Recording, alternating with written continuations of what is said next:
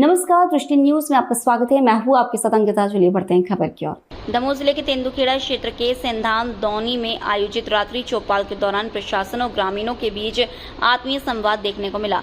Collector Pratap Narayan Yadav ने ग्रामीणों के बीच पहुंचकर उनकी समस्याएं सुनी और मौके पर अधिकारियों को निराकरण के निर्देश दिए। इस दौरान भक्ति और जनसंवाद का अनूठा संगम भी देखने को मिला।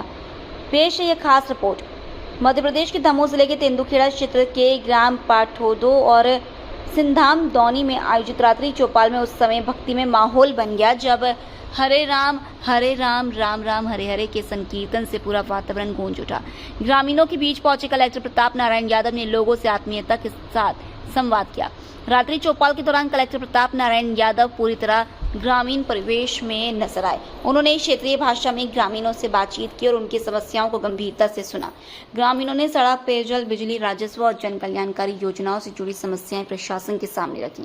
कलेक्टर ने मौके पर मौजूद अधिकारियों को निर्देश देते हुए कहा कि शासन की योजनाओं का लाभ पात्र हितग्राहियों तक समय पर पहुंचना चाहिए और ग्रामीण क्षेत्रों की समस्याओं का त्वरित निराकरण सुनिश्चित किया जाए।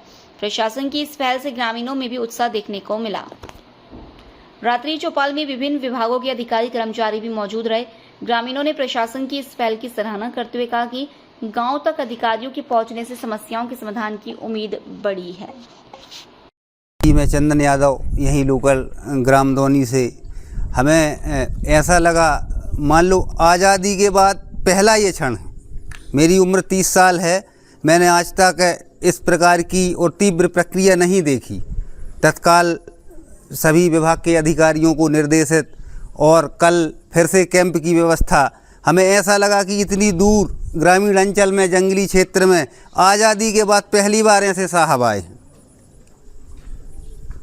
मैं साहब को आत्मीयता से प्रणाम करता हूँ।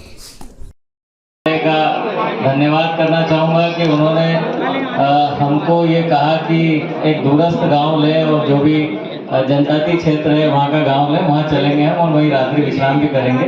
तो निश्चित रूप से सर की भी जो संवेदनशीलता है क्षेत्र के प्रति, लोगों की समस्याओं के प्रति, हम सभी जिला प्रशासन के जो हमारे अधिकारीगण हैं, कर्मचारी हैं, आपके सानिध्य में, आपके नेतृत्व में हम बेहतर करने का प्रयास कर रहे हैं। निश्चित रूप से जब इतने अंदर के गांव में आते हैं और समस्याएं आप लोगों से सुनते हैं, तब पता लगता है कि वास्तविक स्थिति क्या है। तो सर का हम सभी की ओर से धन्यवाद करते हैं और आप सभी जो इतनी देर तक यहाँ बैठकर अपनी समस्याओं को लेके आए, गांव की वस्तु स्थिति से हमको अवगत कराया, आप सभी का हम धन्यवाद करते हैं जिला प्रशासन की तरफ से, सभी जिलाधिकारियों का, सभी हमारे कर्मचारियों का और मीडिया के बंधुओं का भी हम हार्दिक आभार व्यक्त करते हैं जिला प्रशासन की ओर से। बहुत बहुत धन्यवाद। आयुष्मान कार्ड की पात्रता है, आयुष्मान कार्ड में जिसको जो पात्रता है, उनके नल कनेक्शन नहीं, यही उनके वो स्टेशन वो जो करना है आपको पोर्टल पे, जल निगम वाले भी रहे, मौका पर विजिट करें, उनको कनेक्शन दें। ये नहीं कि भाई हम कल करेंगे, परसों करेंगे, आप करेंगे। इतने दिन से अपन चला रहे हैं योजनाओं, अभी कोई लाभ नहीं मिल पा रहा है, तो कितनी दुख की बात है भाई। हमें सरकार ने इसलिए भेजा है, आपको इसलिए भेजा है कि जिसको जो पात्रता है उसको लाभ मिल जाए। कोई इक्का दुक्का कोई केस निकलता तो चलो ठीक है भाई, धोखे से हो गया, पर 10-10 लोग, 20-20 लोग आ रहे हैं कि हमें पेंशन नहीं मिल रही, वो पाते हैं, दिख रहे सामने कि आदिवासी भाई है, 60 साल से ज्यादा उम्र भी है, गरीब भी है, अब बचा क्या है। हमारा आपका प्रयास ये होना चाहिए कि कोई व्यक्ति, पात्र व्यक्ति वंचित न रह जाए, हर हाल में उसको लाभ मिल जाए। तो आप कल कैंप लगवाइए यहाँ और कैंप लगा के, ठीक है कि स्कूल की पात्रता है, नॉर्म्स में है नहीं, कितने होना चाहिए, दूरस्थ में कम है ना, छूट रहती है, तो 100 बच्चे से ज्यादा होंगे, 5 स्कूल है, कितने बच्चे हैं, कितने, 5 स्कूल में देख लीजिए जैसे ही नॉर्म्स में आए। हम सभी जिला स्तरीय अधिकारियों ने यहाँ आकर के सभी योजनाओं के बारे में ग्रामवासियों को बताया और ग्रामवासियों से चर्चा की कि किस योजना का कैसा लाभ उनको मिल रहा है। तो कई योजनाओं का तो लाभ अच्छा मिल रहा है और कई योजनाओं में कमी है, उनमें हमें सुधार की आवश्यकता है। जैसे कि पेंशन के लिए कई माताएं बहनें आईं कि हमें पाता है, उनके पास पेपर कहीं जल गए किसी का ऐसे अपना आधार कार्ड लिंक नहीं है या किसी के फिंगरप्रिंट मिलान नहीं खा रहे हैं, इसके कारण से उनकी पेंशन बंद है या स्वीकृत नहीं हो पा रही है। इसी तरह से जो कुछ नल के कनेक्शनों का है कि माता लोग तैयार हैं कनेक्शन कराने के लिए, लेकिन पंचायत या नल जल निगम की अपेक्षा के कारण उनको कनेक्शन तत्परता से नहीं मिल पाया है।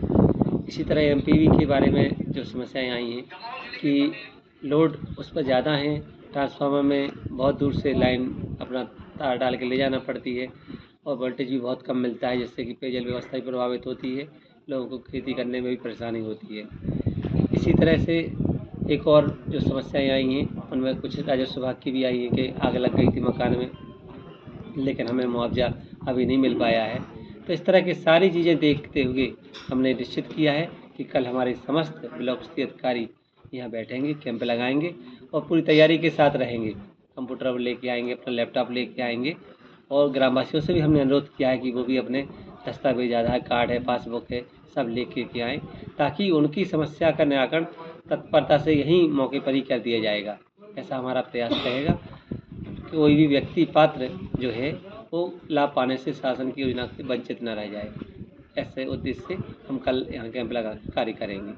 रात्रि चौपाल आपने यहाँ जी, हमारा ज़िले का दूरस्थ ग्राम है, जिसमें हमने सोचा कि वास्तव में हमारी योजनाएं धरातल पर किस स्तर पर पहुंच रही हैं, कितना लाभ हमारे लोगों को मिल पा रहा है या नहीं मिल पा रहा है, या कहाँ सुधार की आवश्यकता है, इसको दृष्टिगत रखते हुए हमने दूरस्थ गाँव चुना है। और आराम से क्या है, व्यक्ति जब ऑफिस जाता है तो एक मर्यादा होती है, वो अपनी पूरी बात नहीं रख पाता है, यहाँ खुले दिल से अपनी बात बताता है और वास्तविकता हम सबके सामने आती है, ताकि उसका निराकरण हम ठीक ढंग से कर पाएँ। किस तरह से क्या है इसके बारे में थोड़ा बताएं। हमें भी आकर के लगा कि गांव वालों के दिल बहुत साफ़ है, बहुत अच्छे लोग हैं, सब धार्मिक प्रवृत्ति के मंदिर में 2-2 मंदिर इसी कैंपस में बने हुए हैं, बढ़िया आरती लंबी चौड़ी सबको याद है, बच्चे को याद है, मतलब निश्चित रूप से वो डेली यहाँ पे भजन कीर्तन और भगवान जी की आरती में शामिल होते हैं और सभी ने बड़े प्रेम से हम लोगों को सुना और सभी ने पूरा सहयोग किया।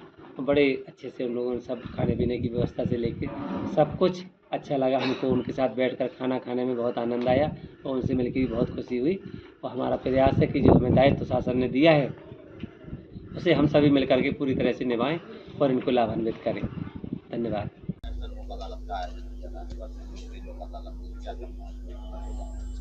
मैं शेख सलीम, प्रधान जिला सत्र न्यायाधीश, अध्यक्ष जिला विधिक सेवा प्राधिकरण विदिशा। आज इस लोक अदालत में उद्घाटन हुआ है और लोक अदालत जो है जिला स्तर, राज्य स्तर और तहसील स्तर पर रखी गई है। लोक अदालत के साथ साथ आज हम लोगों ने ब्लड डोनेशन का कार्यक्रम भी रखा है। जो भी अपना ब्लड देना चाहते हैं, वैसे लोगों को जो एक्सीडेंट होते हैं और जिनको रक्त की ज़रूरत होती है, ब्लड की ज़रूरत होती है, ताकि उनकी मदद की जा सके, उनकी जान बचाई जा सके। इंसान की जान सबसे कीमती है। आज हमारे यहाँ लोक अदालत में हम लोगों ने 7,503 केस जो हैं रेफर प्रीलिटिगेशन किए गए हैं और 1,005 केस जो कोर्ट में लंबे थे वो रेफर किए हैं।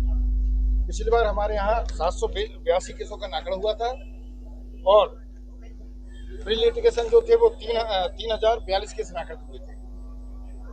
9,20,47,622 रुपए के अवार्ड पारित हुए थे, इसका फायदा पक्षकारों को हुआ था।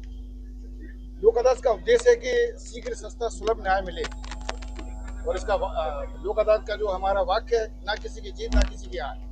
इसका कोई अपील नहीं होती, कोई रिवीजन नहीं होती। इसमें एक न्यायिक सदस्य होते हैं, एक अधिवक्ता सदस्य होते हैं, बैठ के फैसला देते हैं और उसकी कोई अपील रिवीजन नहीं होती है। फैसला अंतिम होता है। परिवार में, समाज में सामंजस्य की भावना जागृत होती है और लोगों को उसी की सस्ता सुलभ न्याय मिल जाता है।